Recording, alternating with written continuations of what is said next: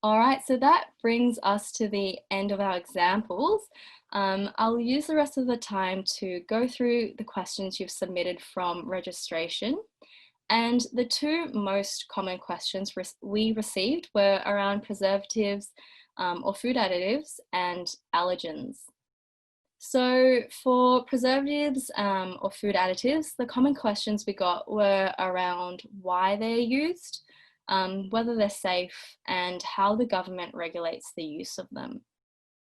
So food additives are often used to prevent the spoilage of food and increase shelf life.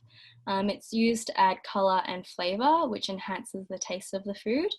And it can also be used to increase the thickness of a sauce or improve the quality of a food.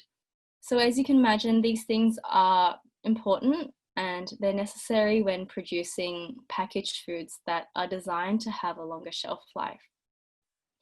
The food standards of Australia and New Zealand decide what additives and how much can be added into foods. So food additives are only approved if there are no harmful effects shown from their use. And if you are concerned and you want to know a bit more about a particular preservative or food additive, you can look them up online at the link, which will pop up in the chat box now. We'll also provide this resource and more information in our follow-up email after the webinar. So our second question we got was around allergens. So we had a few questions come up around allergies and how to read or identify particular allergens on food labels. So it's important to know if your child has an allergy, what to look for on packaged foods to make sure that it's safe for children to consume.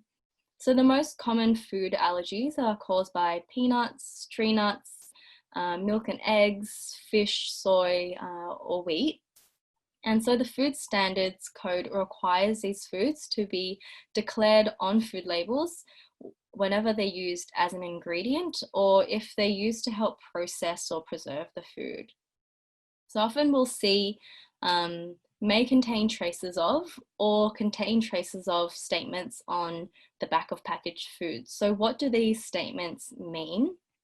So may contain traces of is usually used by manufacturers to indicate that a product may be contaminated with allergens during the processing and packaging. These products should only be excluded for children with severe allergies under direction from a health professional. Then we have the contain traces of statement. So this often means that the allergen is in the food and it's advisable to avoid this food as children may be sensitive to even small amounts of the allergen. But if you're concerned or unsure, there's often a customer service number on the back of the package and you can call and ask questions around the product and around specific allergen you're concerned about before you purchase. There's also a link in the chat box with further information around food labeling, and the resource will also be provided in our follow-up email after the webinar. And we always recommend, if you think your child has an allergy, to see a health professional and they can help you identify which foods to avoid. All right, so we have around maybe 5 minutes to answer a few extra questions that came up in the Q&A box. Carly?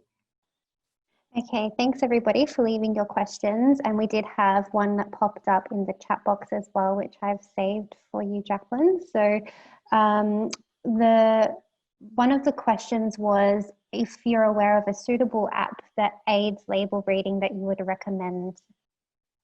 Yep, so correct me if I'm wrong, Carly, but there's a Foodswitch app. Yes, that's the name of it, Foodswitch. I'll pop it in the chat box for everybody as well. Yep, so the Foodswitch app is useful, which Carly's popped in the chat box, and we can provide a link or further information after the webinar. Yes, and we also have in our follow-up resource pack, we will provide you with a guideline taking you through the 5 steps to label reading that Jacqueline's covered in this webinar today as well. So you might even like to take a little screenshot or a photo of that and pop it in your wallet and take it shopping with you, and you might find that useful as well. Yeah. Okay, another question that we had come up was, why are the serving sizes different for each cereal? So I think this one came up when you were talking about the comparing cereal A to cereal B, and we noticed that we had one that was 40 grams and one that was 30 grams. Yeah, so with the serving sizes, these are determined by manufacturers. So there's no guidelines, there aren't any rules. So usually it might be an arbitrary number that they pick. So they change from product to product. Great. And the other question that we had pop up, I think, was when you were talking about yogurt and potentially using fruit to sweeten yogurt naturally as opposed to choosing a yogurt that had already been sweetened. This person would just like to know which fresh fruits would be good for making yogurt sweeter. I think any fruit is a good choice. So fruit has the benefits of vitamins and minerals and also the fiber. So it really depends what your children prefer and if that gets them eating more fruits and yogurt. So I know common ones when I ask children, bananas or berries, those are quite common, but any fruit, I think. For sure.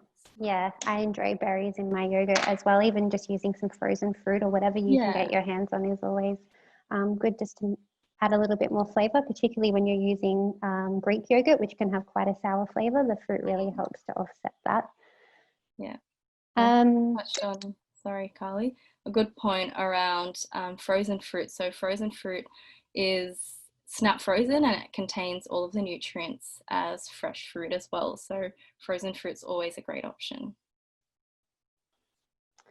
Awesome. And just one more question, Jacqueline, we were talking a lot about the types of health claims that come up on labels, and more often than not, we see glycemic index being mentioned.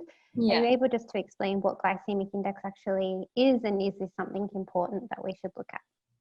Yeah, so glycemic index looks at the way your body processes the carbohydrates or the sugars in the food. So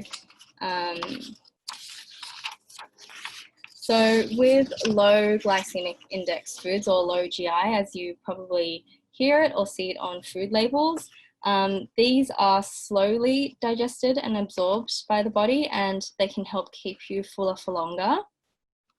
So it means it provides you with a gradual release of energy.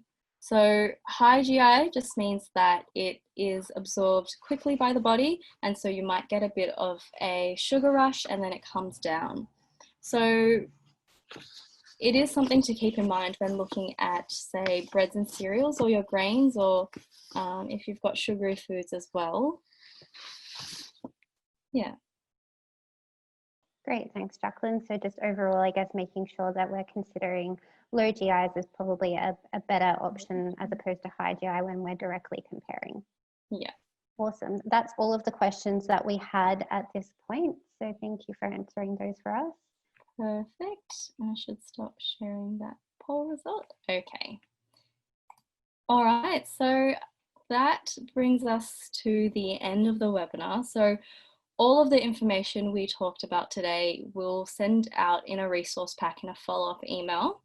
I also wanted to touch on a number of free programs for children and family that's offered. So we've got Go for Fun, Team, and the Get Healthy service. So Go for Fun is a family lifestyle program to improve the health and fitness and self-esteem of children. And it's for children aged 7 to 13 years for above a healthy weight. Team is an online and phone coaching healthy lifestyle program, and that's for teenagers age 13 to 17 years who are above a healthy weight. And we've also got the Get Healthy service. So this is a telephone coaching service, and it's open to anyone above aged 16 years and above who wants to make a healthy lifestyle change. So this one might be better for parents and carers. And that brings us to the end of our webinar. So if you have any questions or you would like more information, you can contact Michael. I've left his email on the screen.